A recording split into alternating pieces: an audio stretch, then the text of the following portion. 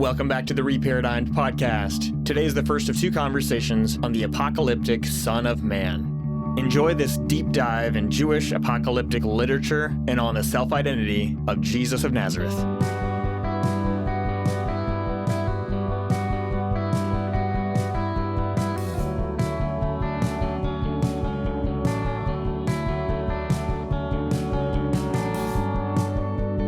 From now on, the Son of Man will be seated at the right hand of the power of God. So they all said, "Are you then the Son of God?" And he said to them, "You say that I am." This description, Son of Man, is used by Jesus seemingly of himself over 80 times in the Gospels. And I'm going to be so audacious as to say if we understand the meaning of the apocalyptic Son of Man, our theology, our ethics, our beliefs about our place in this world, and our beliefs about the end of the world will never be the same. Sounds like something we better talk about then. So we want to understand primarily what, who, why, and when the Son of Man is. So starting with the what, to figure out what the Son of Man is, or what Jesus means by the term, the only and obvious place to look is at the literature that Jesus was probably familiar with. This would be, both the canonical literature as well as other popular Jewish writings that would have been widely discussed around the time of Jesus, which sort of made up the pop culture of first century Second Temple Judaism. So if Jesus is going to pick up a title and people are going to have a strong reaction to it, it's probably because it means something in that air, in that context, in that culture. Exactly, yeah. Yeah, so if you look at the Old Testament canon, if you search like Son of Man, if you search that phrase in some Bible app, you'll come up with a bunch of listings. So I'll just give you a few examples, like Numbers 23:19. God is not a man that he might lie, or a son of man that he might change his mind. Does he speak and not act, or promise and not fulfill? Or in the Psalms, like Psalm 8:4. What is a human being that you remember him, a son of man that you look after him? Or Psalm 146. Do not trust in nobles, in a son of man who cannot save. Or even in the prophets, like in Isaiah 51. I am the one who comforts you. Who are you that you should fear humans who die, or a son of man who is given up like grass? Over 29 times the prophet Ezekiel is called Son of Man. Yahweh refers to him as Son of Man, Son of Man, Son of Man. But clearly in all of these passages, this phrase, Son of Man, Ben Adam in Hebrew and Bar Enosh in Aramaic, basically just means human, as you can see in these passages. But this is where it gets interesting. There's an important Jewish text tradition that starts to invest this Son of Man term with deeply significant meanings. Significance of apocalyptic proportions, we could say. One of these texts is canonical, and it's in Daniel chapter 7. I watched then because of the sound of the arrogant words the horn was speaking. As I continued watching, the beast was killed and its body destroyed and given over to the burning fire. As for the rest of the beasts, their dominion was removed, but an extension of life was granted to them for a certain period of time. I continued watching in the night visions, and suddenly one like a son of man was coming with the clouds of heaven. He approached the Ancient of Days and was escorted before him. He was given dominion and glory and a kingdom, so that those of every people, nation, and language should serve him. His dominion is an everlasting dominion that will not pass away, and his kingdom is one that will not be destroyed. So then God goes on to give the interpretation of what these visions mean. So basically you have these beasts arise, and then what you end up having is this Son of Man figure who comes to the Ancient of Days and is given the dominion, the power over all these beasts. And these beasts are representative of kingdoms of the world. He says later on in verse 23 that the holy ones take possession of the kingdom, along with presumably the Son of Man. Or perhaps the Son of Man is a representative of the holy ones of God. We'll get more into that in a little bit. But down in verse 27 of Daniel 7, it says, "The kingdom, dominion, and greatness of the kingdoms under all of heaven will be given to the people, the holy ones of the Most High. His kingdom will be an everlasting kingdom, and all rulers will serve and obey him." So that's the canonical Daniel chapter 7. So that's a son of man that's doing a lot more than Son of Man was doing in those other passages we read. Right. That's why I said this is starting to take on some special significance, because it's this human figure who is given all the authority in heaven and on earth, basically. And it gets even more interesting because this Son of Man figure is talked about throughout the intertestamental period, or post-exilic period, leading up until the time of Jesus. We actually have this figure, this vision, discussed across multiple different Jewish texts. One of the most significant of which is in the book of First Enoch, in the section called The Similitudes or the Parables of Enoch. Enoch is basically an anthology of different books put together into one. Some of it might have been, put together later, et cetera, et cetera. It wasn't necessarily like one dude sat down and wrote it all at once, but there's like a bunch of books. For our purposes, we're just interested in the similitudes portion, which is chapters 37 through 71. And in this section of First Enoch, or 1 Enoch, as the Brits would say, you have extensive discussion of this Son of Man figure. And I thought it'd be really interesting to read some of that here. So, First Enoch, chapter 46. And there I saw one who had a head of days, and his head was white like wool. And with him was another being whose countenance had the appearance of a man, and his face was full of graciousness like one of the holy angels. And I asked the angel who went with me, and showed me all the hidden things concerning that Son of Man, who he was, and whence he was, and why he went with the head of days. And he answered and said unto me, This is the Son of Man who hath righteousness, with whom dwelleth righteousness, and who revealeth all the treasures of that which is hidden, because the Lord of spirits hath chosen him, and whose lot hath the preeminence before the Lord of spirits in uprightness forever. And this Son of Man whom thou hast seen shall raise up the kings and mighty from their seats, and the strong from their thrones, and shall loosen the reins of the strong, and break the teeth of the sinners. And he shall put down the kings from their thrones and kingdoms, because they do not extol and praise him, nor humbly acknowledge whence the kingdom was bestowed upon them. And he shall put down the countenance of the strong, and shall fill them with shame, and darkness shall be their dwelling, and worms shall be their bed, and they shall have no hope of rising from their beds, because they do not extol the name of the Lord of spirits, and raise their hands against the Most High, and tread upon the earth and dwell upon it. And all their deeds manifest unrighteousness, and their power rests upon their riches. And their faith is in the gods which they have made with their hands, and they deny the name of the Lord of spirits.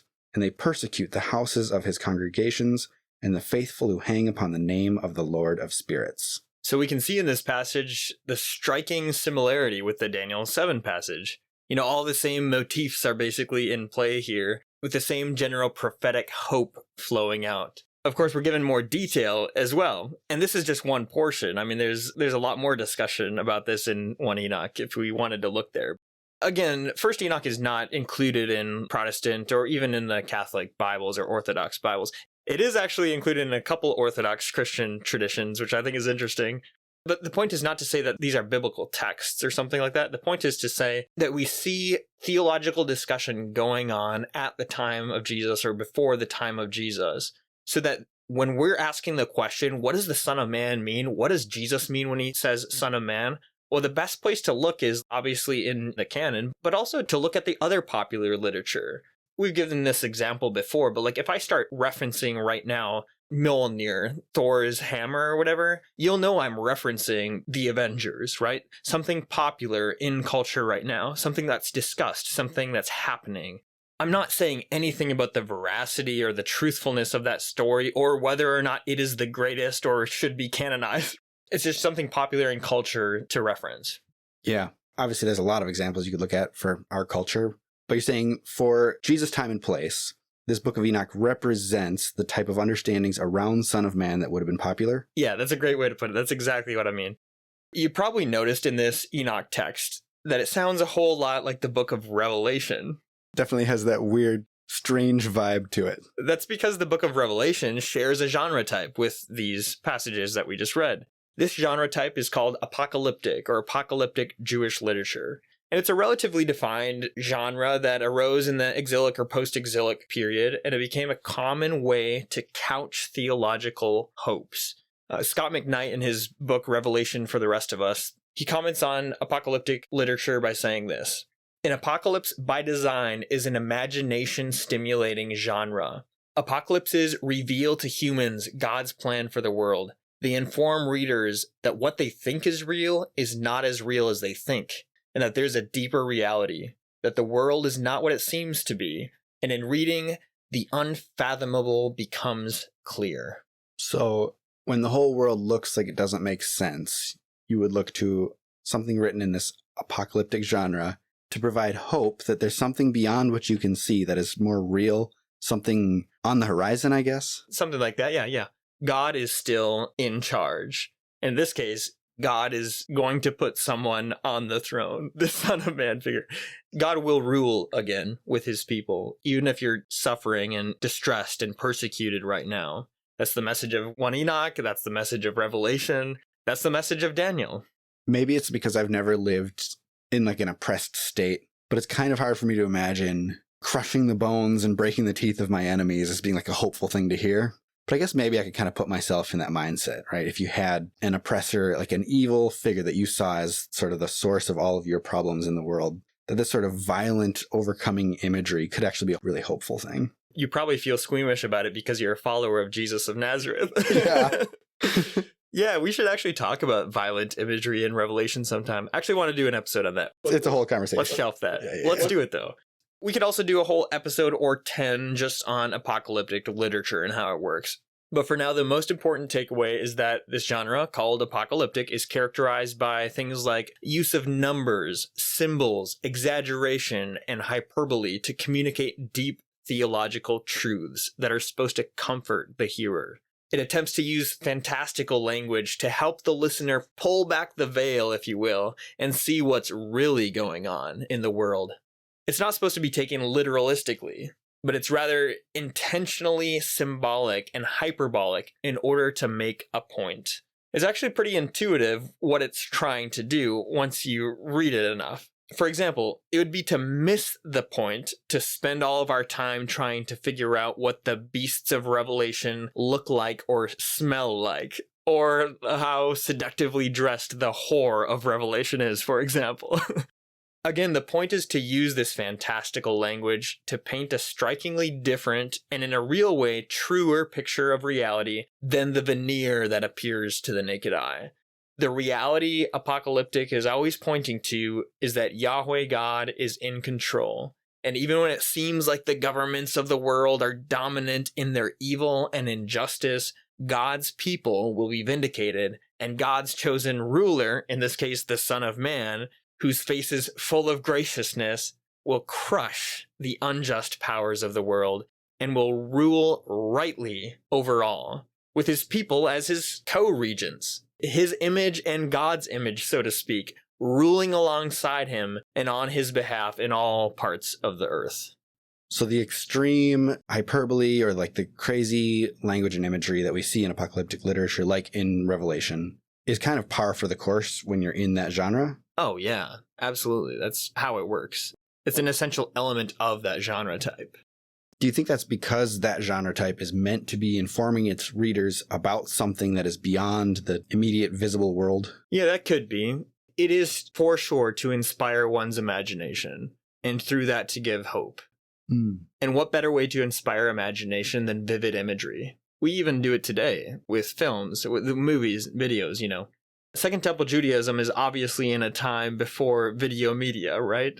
And so what's the next best thing to inspire one's imagination and kind of take someone on a journey, on a trip, aside from the use of drugs? It would be to paint these fantastical pictures of reality and invite the listener into it, to imagine it could be the case that there is actually hope and that the world is not as dreary and as oppressive as it feels to me right now. Almost like a first century version of CGI effects. Yeah. It allows the storyteller to tell something beyond like a simple tangible reality would allow. Yeah, instead of eagles coming to rescue two little hobbits from a volcano, instead of that being portrayed in a film visually, you could describe that with words, with verbiage. You could describe that and heighten that sense of imagination and of wonder and of hope.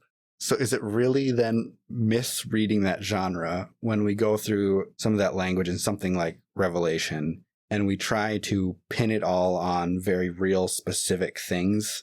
Yeah, I think that's disrespectful, especially to try to pin it on very real things in our time and place. The author is referring to people's, places, things in his time and place and couching them in this imaginative language. So to then use that imaginative language and then encode our people, times, and places into them is to do a disservice to the author and is to not even try to understand what the author was trying to communicate. We reject that type of interpretation as subjective and as anachronistic and as modernistic. if the genre is written to kind of inspire that imaginative hope, and then we go through it and we're like, well, this just means, an Apache helicopter or whatever, it does feel like we're then scrubbing it of actually accomplishing its purpose. Yeah, and it's not to say this literature couldn't shape our imaginations and lead us to think similar things about our place in time, for sure. But you can't shortchange that process by dislocating what the author was most likely referring to with this language and just like download into that what we want him to be referring to. You can't shortchange the process like that. So we got to read it right, respect the author and the author's time and place, try to figure out as best we can what he's doing and why, and then sit with that wisdom right there. Sit right there. And then, yeah, for sure, think about our own times and places, how our own empires, for example, are beastly and survive on the back of blood and injustice. Like, those are all important reflections for us to have today. Sit in the weirdness. Sit in the weirdness and imagine with the Revelator.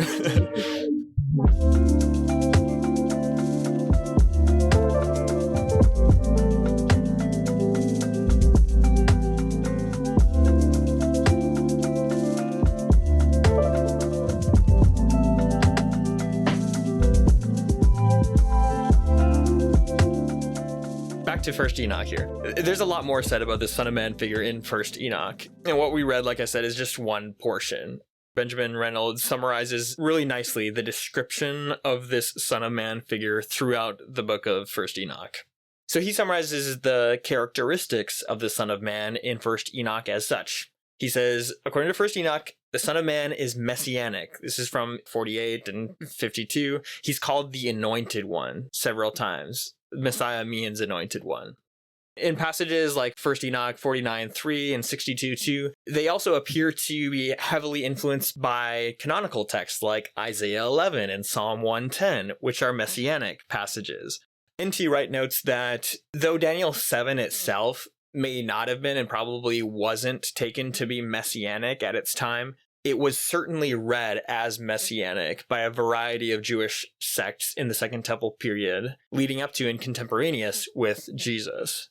In fact, he says, Daniel 2, 7, and 9, taken together, provided the messianic prophecy that, as Josephus said, more than anything else, incited the Jews to revolt.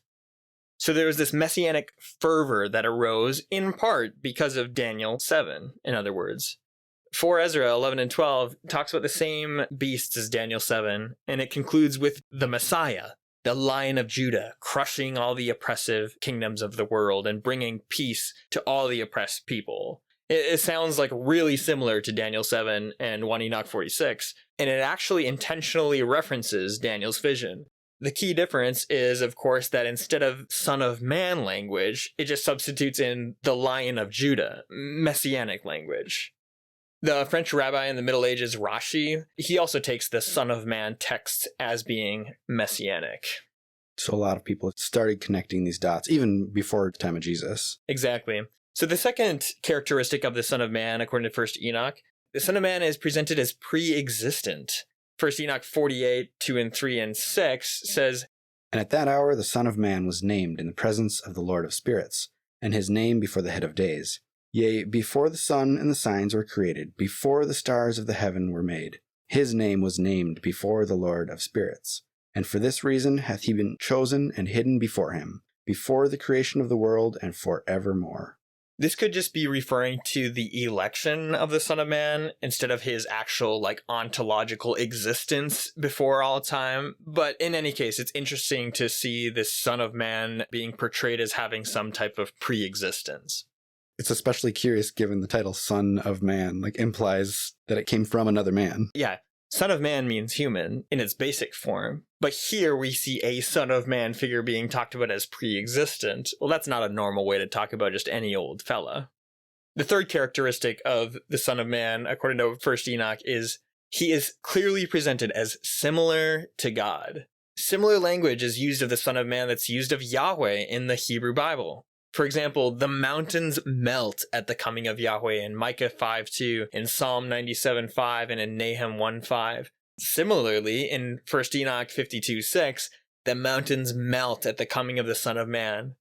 The judgment of the kings of the earth is obviously a prerogative of Yahweh in the Hebrew Bible. Think Isaiah 24. But here in 1st Enoch, it's the Son of Man who has that prerogative. I love this one. This is interesting. So Reynolds points out that just as the mountains skip like rams at the coming of Yahweh in Psalm 114:6, so also they leap like rams and skip like lambs at the coming of the Son of Man in 1st Enoch 51:4. You see the mountains skipping around, somebody with some power has shown up. Exactly, yeah. Again, a little bit of that fantastical sort of hyperbolic language, imaginative language.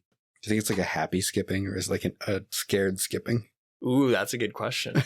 Seems like a happy skip. Okay. The fourth characteristic of the Son of Man from 1st Enoch is that he is glorified and worshipped. Now, this is interesting. We saw this. All nations bow down and worship this Son of Man. So 1st Enoch 48:4. He shall be a staff to the righteous, whereon to stay themselves and not fall. And he shall be the light of the Gentiles, and the hope of those who are troubled of heart. All who dwell on earth shall fall down and worship before him, and will praise and bless and celebrate with song the Lord of spirits. And then in chapter 62, verse 9. And all the kings and the mighty and the exalted and those who rule the earth shall fall down before him on their faces, and worship and set their hope upon that Son of Man, and petition him and supplicate for mercy at his hands. So all these people are worshiping this figure. This last one goes without saying, but the Son of Man is also human. Of course, that's what Son of Man means, right? It is kind of funny that you have to get back to that, because through all these passages, just he's elevated and elevated. He's like Yahweh. He's glorified. It's like you have to remember, oh yeah, that's right. We picked the title for him Son of Man because he's a human. Yeah. We've come full circle. Right. Exactly. This is kind of where it gets weird in 1st Enoch, because 1st Enoch actually describes Enoch as being the Son of Man. It's kind of a letdown. A little bit. Yeah, so Enoch, Genesis 5:24, he goes up to the Ancient of Days in the chariot. And Hebrews 11 verse 5 actually reflects on this as well. There's some debate about whether that passage at the end of the parables of Enoch is a later addition, and it very likely could be. I'm not really interested in getting into that right now. But I find it fascinating, actually, that 1st Enoch identifies the man Enoch with the Son of Man. And this wouldn't really take away from Jesus filling up the same apocalyptic profile. A man who is vindicated by God by being raised from the clutches, from the power of death into the presence of God. An ascension. Yeah, exactly. Yeah. You could see Jesus fulfilling a type even if this literature was written before his time and referred to Enoch as the Son of Man instead of leaving it open-ended. Enoch was the Son of Man, but Jesus was the Son of Man. Yeah, maybe something like that. I don't know. So in summary of the profile of the Son of Man figure from 1st Enoch, Reynolds outlines 3 functions of the Enochic Son of Man. That he is judge, that he is the revealer of hidden things, and that he is salvation for the righteous. That's cool. I like that. Judge, the revealer, and salvation. Julia Bloom, who's a Messianic Jewish author and speaker, she makes a couple, I think, important observations here. She says, the similitudes, or the parables of Enoch, they provide us with clear evidence that the expectations of the Son of Man as a divine human or redeemer existed at Jesus' time. She then quotes the Talmudic scholar Daniel Boyarin, who says, in the similitudes of Enoch, a Jewish writer of some time in the 1st century AD makes extensive use of the term Son of Man to refer to a particular divine human redeemer figure, thus exhibiting many of the elements that make up the Christ story. The similitudes seem to have been not the product of an isolated sect, but part of a more general Jewish world of thought and writing. Bloom then states, we can conclude, therefore, that the Son of Man speculations and expectations were widespread at the end of the Second Temple period. And I would add, that's when Jesus comes on the scene. So Jesus grabbing that title, Son of Man, clearly carries a lot more weight than just saying any old dude. Right. It very probably meant things to his hearers, and meant some of these things that we've taken the time to explore here. Well, that super strong reactions of people hearing Jesus use this reference for himself start to make a lot more sense given this context. Don't they? So that's a little bit of a sketch of the what. What is the Son of Man? We've taken a good bit of time here to kind of sketch how this figure was described in the biblical canon, the Hebrew Bible, and in the other Jewish literature at or around the time of Jesus. And that helps us for now when we get into the life of this Jewish man from the north of Galilee, Rabbi Yeshu de Nazariah, who starts using this term for himself.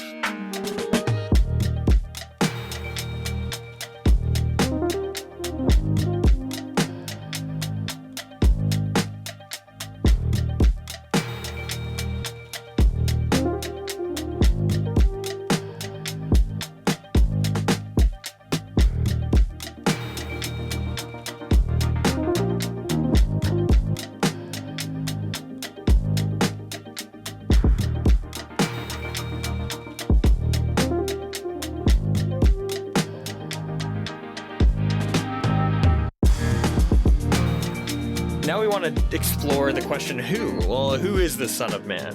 Yeah, it's kind of obvious, but it's actually important to bring this question up because there's some issues we got to deal with along the way. Yeah, every Sunday school kid has their hand up right now, Nick. Okay. So as I said before, Jesus uses this title of himself all the time, over 80 times in the gospel accounts.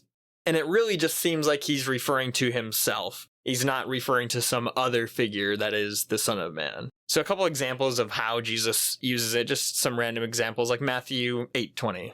And Jesus said to him, "Foxes have dens and birds of the sky have nests, but the Son of Man has no place to lay his head." Matthew 9:6. But in order that you may know that the Son of Man has authority on earth to forgive sins, then he said to the paralytic, "Get up, pick up your stretcher, and go to your home." And Matthew 12:8. For the Son of Man is Lord of the Sabbath. So when Jesus uses this term of himself, this is more than a simple circumlocution where one refers to oneself in the third person. Like I said, it doesn't really seem like he's referring to someone else, certainly, but I think the best way to put it is that it is a reference to a commonly known Jewish prophetic profile or apocalyptic profile that Jesus saw himself as stepping into and filling up. So it's Jesus looking at all that expectation around Son of Man and saying, "I am him." Yeah, I function in that spot. Those Son of Man hopes are fulfilled in me. Yeah, you can now place all those in me. If this idea of filling up of a prophetic profile is new to you, you got to listen to Michael Heiser on the way prophecy fulfillment works in general and how the prophecies of the Old Testament aren't necessarily referring to Jesus of Nazareth as such, but rather they're projecting hope of a profile of the Messiah, or in this case, of the Son of Man, the seed of the woman, or something like that. A profile that Jesus then intentionally steps into and fills up. And I'll put in the show notes a video that Heiser has talking about this. We do need to stop here, though, and address an important question, I think. How do we know that Jesus is thinking of Daniel 7 or these other apocalyptic Jewish texts when he uses the Son of Man title? I do want to acknowledge that the identity of Jesus' Son of Man self-description has been the subject of kind of endless debate in late 20th century biblical scholarship, trying to figure out if Jesus was even referring to the apocalyptic Son of Man that we've talked about. It's been popular, actually, in scholarship since the end of the 20th century to deny that Jesus was referring to the apocalyptic Son of Man, and to suppose instead that he's simply coining a new term for himself or something. Like he's just walking around speaking about himself, saying, "This guy needs a place to stay tonight." Yeah, that's a popular view, that he's kind of coining a new term for himself. It is based on some good reasons, too. It's true that, like we said last time, this Son of Man is just an Aramaic idiom that means person or human generically. So it's not obvious by any means that Jesus is referring specifically to the apocalyptic vision. Here's a difference too. In Daniel 7, the title is actually slightly different. If you notice, it's actually one like a Son of Man, Kaben Adam in Hebrew or Kabar Enosh in Aramaic. Whereas in Mark, it's consistently the Son of Man, or Oios tu anthropou in Greek. So you have one like the Son of Man in Daniel 7, and now it's just the Son of Man. So it's actually not the exact same phrase that's being used here even.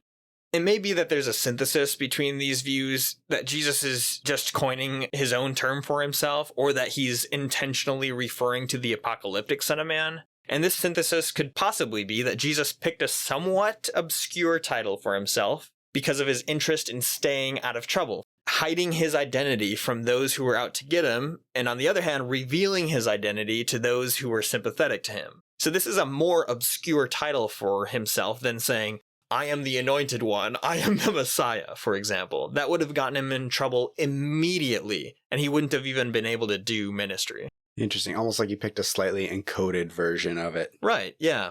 This desire to hide his identity for a while is discussed in scholarship as the messianic secret, right? One writer comments on it like this. He says, the messianic secret enabled Jesus to continue his mission for sufficient time to establish a loyal following of disciples, who could then publicly proclaim what had previously been a closely guarded secret among them. It was likely to have been this secret then that Judas betrayed when he went to the temple authorities and received his payment. Oh, interesting. It's like Judas snuck over to the authorities. He's like, hey, Jesus isn't just the Son of Man. He thinks he's the one like a Son of Man. Right, yeah. Yeah, or he thinks he's the Messiah, which, like we said, the Son of Man probably had messianic connotations by this time. So perhaps there is a synthesis that Jesus is coining a generic title for himself, but that he's also claiming identity with the apocalyptic Son of Man for those who are open to listen. That does seem like the kind of thing that Jesus liked to do with the parables. Have plausible deniability.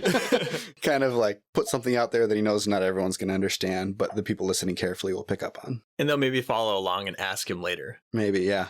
So these are some of the arguments for identifying Jesus' self-description as Son of Man with the apocalyptic Son of Man. And I think these are actually pretty strong. The first reason I think that is because the New Testament gospel writers consistently use the definite article, the Son of Man, in Greek, as we've already noted. The consistent use of the is best explained, I think, by assuming the New Testament author is referring to that Son of Man, that is, the Son of Man of Daniel 7 in Jewish literature. They could just as easily not include the article and say a Son of Man. There's no reason for the definite article. In addition to this, just look at how it's used in some passages. In Luke 22:69 and in Acts 7:56, the Son of Man is being described as being ascended to the right hand of God, exactly what the apocalyptic texts describe. In Greek, the phrase Son of Man doesn't idiomatically mean human, as it does in Hebrew and in Aramaic. Therefore, it seems, I think, likely that Jesus, or the gospel writer, is referencing a known title, rather than only coining a novel Greek turn of phrase. A second reason I think it's a strong assumption that Jesus is identifying himself with the apocalyptic Son of Man is because of the way the religious leaders respond to Jesus. It seems like they were at least taking Jesus to mean that he was the cloud rider at the right hand of Yahweh, right? Blasphemy, they say. Well, it would only be blasphemy if he was equating himself with the apocalyptic Son of Man. There was this idea in Judaism at the time of the two powers in heaven, where Yahweh was conceived to be both omnipresent and invisible, as well as on earth, interacting with his people. The best book on this is Alan Segal's The Two Powers in Heaven. This Jewish theology was conveniently pronounced in Judaism as a heresy after the rise of Christianity because they saw the problems with it. Yeah, a little too easy to make that connection between Jesus and the second Yahweh. Exactly. So to steer clear of that, let's just get rid of this whole doctrine of the two powers in heaven. Sort of funny, but you could see perhaps the apologetic reason why that happened. Mm-hmm. Daniel 7 became an important text for this two powers in heaven theology, as it imagines two divine figures. One being the Ancient of Days, and one being the Son of Man, the human-like cloud rider. So, when the religious leaders hear Jesus describing himself as being vindicated as the Son of Man, they certainly are taking him to mean the Son of Man of Daniel 7 and 1 Enoch, the one who's enthroned over all the land, and the one to whom all authority is given, the one who rides the clouds like or as Yahweh does. Yeah, it definitely seems like Jesus is drawing that connection. The religious leaders are seeing that connection, and the gospel writers are making that connection very explicit. Again, that's precisely why they thought the claim was blasphemy. And I'm convinced that that's how we are to understand Jesus. Not as a blasphemer, to be clear, but as telling the truth that he really is the cloud-riding Son of Man of Jewish apocalyptic vision, and that all authority was being given to him, and that his vindication was imminently arriving. And the third reason why I think Jesus is identifying himself with the apocalyptic Son of Man is because the New Testament authors obviously took this to be the interpretation of Jesus' words. In Acts 7, Stephen, after he's stoned, he says, But he, being full of the Holy Spirit, looked intently into heaven and saw the glory of God, and Jesus standing at the right hand of God. And he said, Behold, I see the heavens opened, and the Son of Man standing at the right hand of God. And in Revelation chapter 1, And in the midst of the lampstands one like a son of man, dressed in a robe reaching to the feet and girded around his chest with a golden belt. And his head and hair were white like wool, white as snow. And his eyes were like a fiery flame, and his feet were like fine bronze when it has been fired in a furnace. And his voice was like the sound of many waters, and he had in his right hand 7 stars, and a sharp double-edged sword coming out of his mouth, and his face was like the sun shining in its strength. and in Revelation 14:14. Then I looked, and there was a white cloud, and one like the Son of Man was seated on the cloud, with a golden crown on his head and a sharp sickle in his hand. So if the New Testament authors are clearly taking Jesus as referring to himself as that Son of Man of Daniel 7 and 1 Enoch and Jewish apocalyptic vision, then I think that's another reason to think, yeah, that's probably the right interpretation. Which, as a reminder, was no small claim. No, not at all. So we've outlined the what the Son of Man is, as well as the who the Son of Man is, and now it's time for why.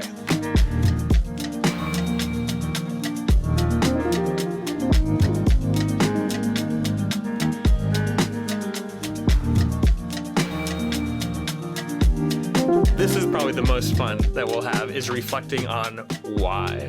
Why a vision of a Son of Man instead of something else? God always intended humans to rule the earth with him, but he's never found us to be a really suitable partner in that project. The Son of Man vision is that of a human being taking up rule with God again, and the people of God who are represented by the Son of Man are also given the kingdom to rule creation again as intended in the beginning. You see this clearly in Daniel 7. You notice also in Daniel 7 that the Son of Man is contrasted with the beasts that are representative of the unjust earthly empires. Revelation mentions that there's no more sea. Why? Well, because beasts are always associated with the sea in the ancient Near Eastern literature. This is a common theme. So, no more sea, no more beasts. No empire, only the Son of Man's kingdom. This is hearkening back to the oldest story, a story where humans, instead of ruling the beasts of the field, they take their cues from the beasts of the field, personified by the Nahash, the serpent. And in so doing, we became beasts ourselves, not living up to our vocation as God's earth rulers. Check out our Image of God series if you want there. So in this apocalyptic genre, if beasts are stand-ins for empires built on blood and injustice, then this gives some new insight into the meaning of the mark of the beast, maybe, in Revelation. What else is the symbol of the mark of the beast but unquestioning, acquiescent, and unrepentant participation in evil empire? Let that be a warning to us against our typical support of empire warfare and unjust economic systems today. Think again about the gospel accounts of Jesus going into the wilderness, the wild and wasteland, so to speak, to be tempted by the adversary. This time, unlike the first man in the Hebrew scriptures, the first Adam, if you'd like, the Son of Man, the second Adam, resists the adversary's voice, and in so doing, he's restoring the primordial human vocation. The odd comment that Jesus was with the wild animals, seemingly being at peace with them, reiterates the point, perhaps, that this is a moment of human restoration to the royal vocation of earth and creature rulership that we see in Genesis 2. This is reinforced, I think, by the comment about angels ministering to him in the wilderness. This is likely speaking into the Jewish literature of that time that reflects on the relationship between humans and angels, where according to some Jewish writings, the angels protested the creation of humans in the first place. One passage actually says angels were required to bow down to humans, but some refused. This gives some new meaning to Lucifer's "I will be like the Most High." Like the humans are, in other words. Or Paul's curious statement that, don't you know we will judge angels? Right, yeah. That is also interesting then, with this idea of humans created in the image of God as part of this proper functioning of all of creation, with humans ruling over the beasts and the rest of creation. And then after that's fallen, it's not like God has abandoned that plan. So within that story, it makes perfect sense then that this figure, the Son of Man, that in so many ways we see elevated above humanity to be worshipped, to be like Yahweh, that it's actually important for God's plan of restoration that figure be a son of man, that it be like that true human figure, the figure that is humanity as it was meant to be. Right. I think that is a large reason why this vision is of a human. You could have a different vision, and there are other visions and other images of the deliverer, like the lion or something like that, right? But this figure is a human, a son of man. I think it's tapping into that Hebrew Bible story, a restoration of humanity. It's also really interesting then in the Daniel 7 passage that the Son of Man overcoming the beasts, which are representative of these human powers. And human powers possibly animated by spiritual powers, but maybe that's a conversation for another time, but continue. Yeah. So in that setting, that Son of Man being elevated above those powers is a restoration of God's plan for humanity from the beginning. Absolutely. It's a correction of things that went wrong in the fall. Right. Yeah. It's crazy then the kind of implications that properly understanding the image of God has for the way humanity is supposed to interact with power. That's why I referenced a little bit the image of God in our Image of God series, because it's actually really important to grasp what the image of God is. And to be really honest with you, Christian theology in the West has very frequently just blown it here and has not really understood what the image of God means. Because Christian theology wasn't typically looking at what image of God meant at the time of writing Genesis 1 and 2. There's a little plug to check out that series and glean from that. But yeah, you're right. You got to understand the image of God as positional and as vocational. Yeah, given kind of our strange but popular understanding of image of God, you wouldn't ever describe a son of man being one elevated above the beasts to be like Yahweh to be worshipped. Or there wouldn't be a connection between that and image of God. It's a separate thing. Yeah, but it's clear that within Jewish tradition, that was what they hoped for. Yeah, these are their texts. These are the Hebrew texts, right?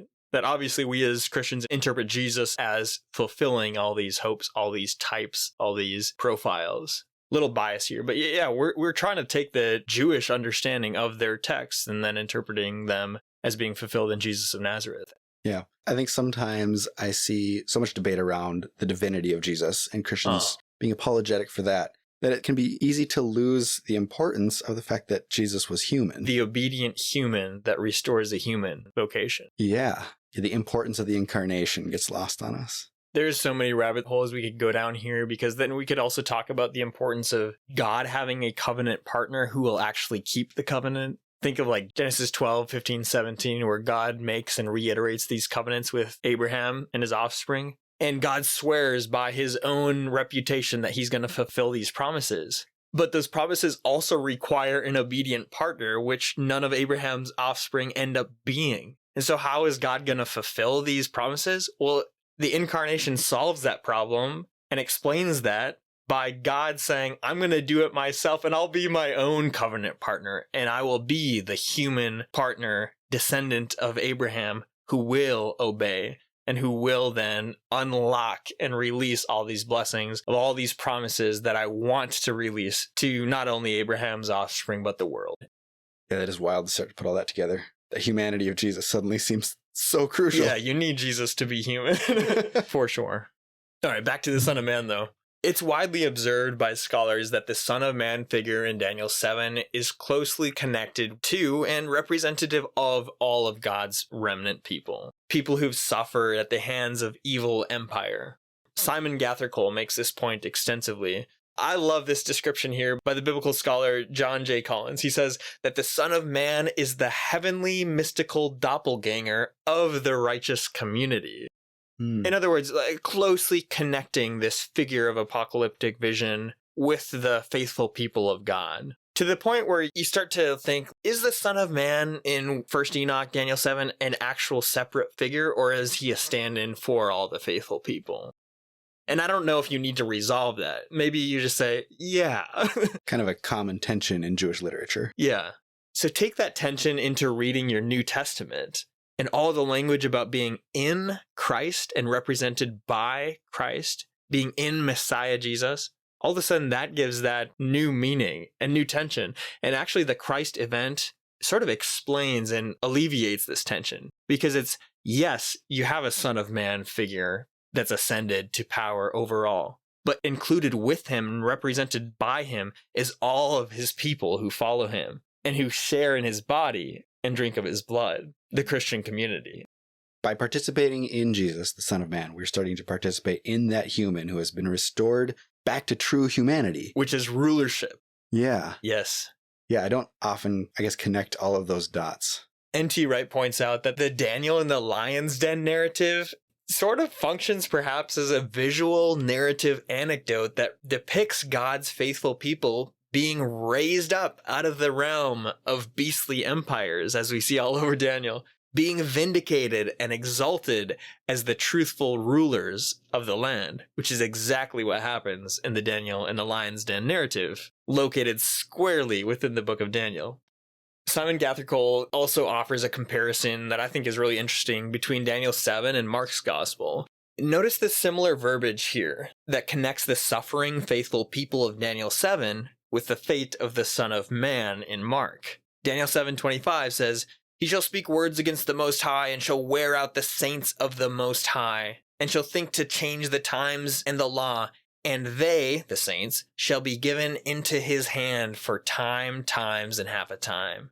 Mark 9:31 says, "The Son of Man is going to be delivered into the hands of men, and they will kill him. And when he's killed after 3 days, he will rise." Mark 14:41 says, "The hour has come, the Son of Man is delivered into the hands of sinners."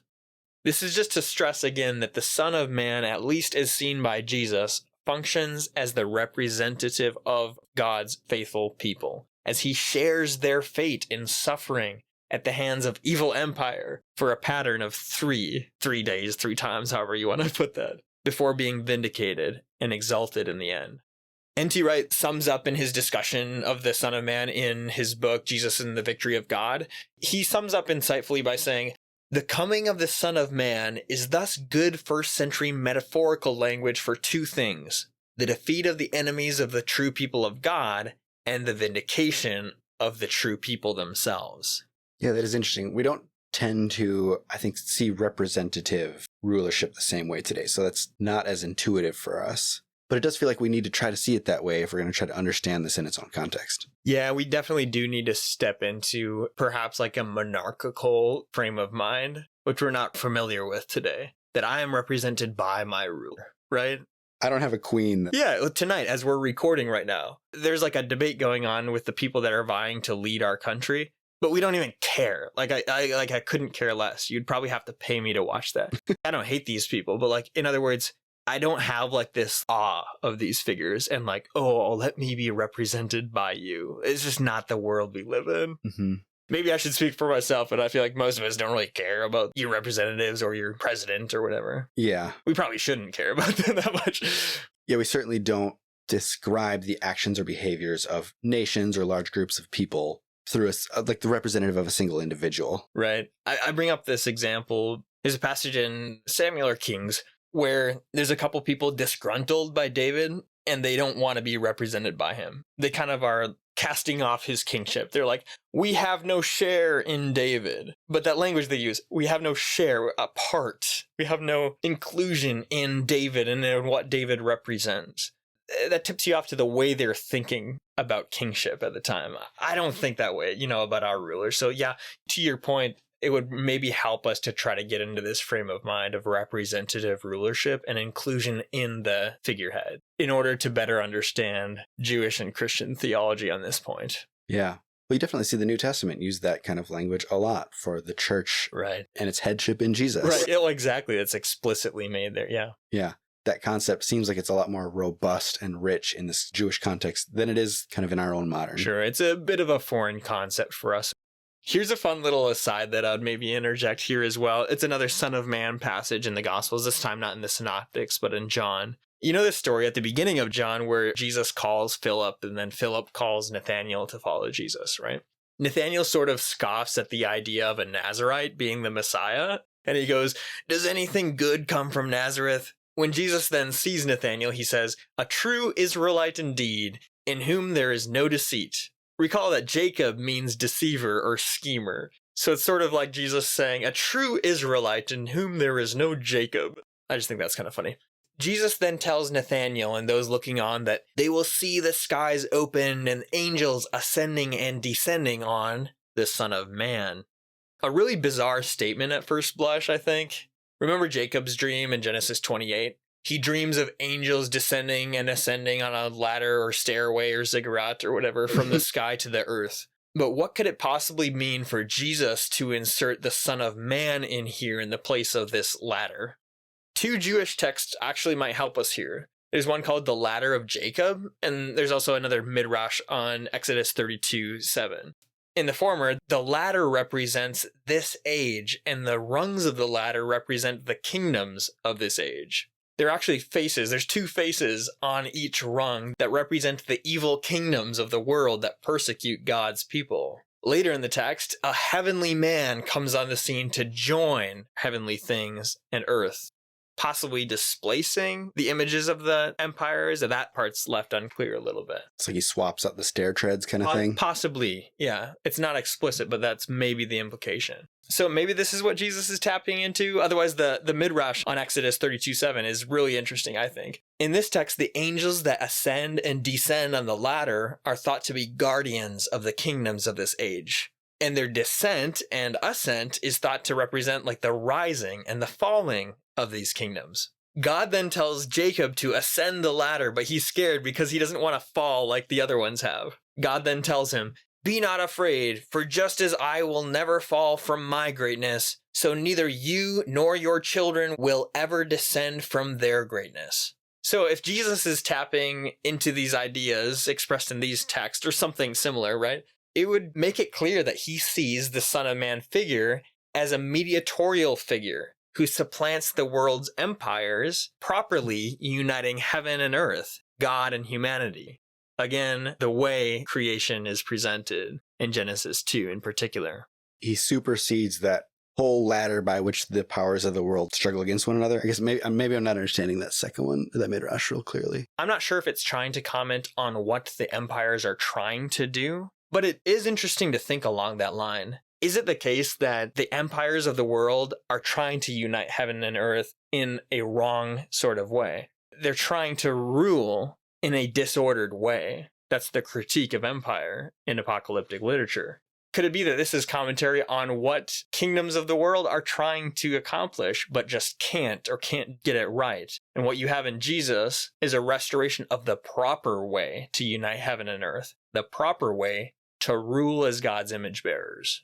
So when the angels are ascending and descending on the Son of Man, that's because that ladder has been supplanted. Yeah, I'm not sure if there's concrete meaning to that, other than, again, sit with it and let your imagination go a little bit wild here.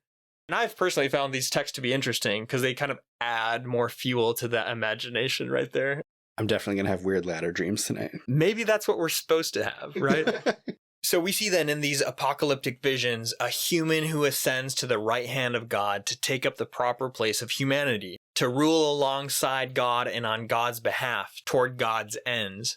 But again, it's not that only this Son of Man, this human, rules alone, but everyone who is identified with him, the faithful ones, they too are given the kingdom. They too are restored to their proper place of honor and glory. And they too are called to be the good and wise rulers once again, in the place of the beastly kings and kingdoms of the world who have acquired and maintained their power and privilege through subjugation and oppression and military strength and cheap labor and classism and all the rest. This is exactly how empires of the world are routinely described in Jewish apocalyptic literature. It's like reading The Fall, but in reverse. Exactly. This is a fall reversal type of narrative. The vision of the Son of Man, and that vision as being fulfilled in Jesus of Nazareth, is presented in the New Testament writings as a reverse of the fall narrative. The Son of Man's ascension means the dissolution of earthly powers and the inauguration of God's rule, where, according to Matthew 28, the Son of Man and his people are given all authority in heaven and on earth.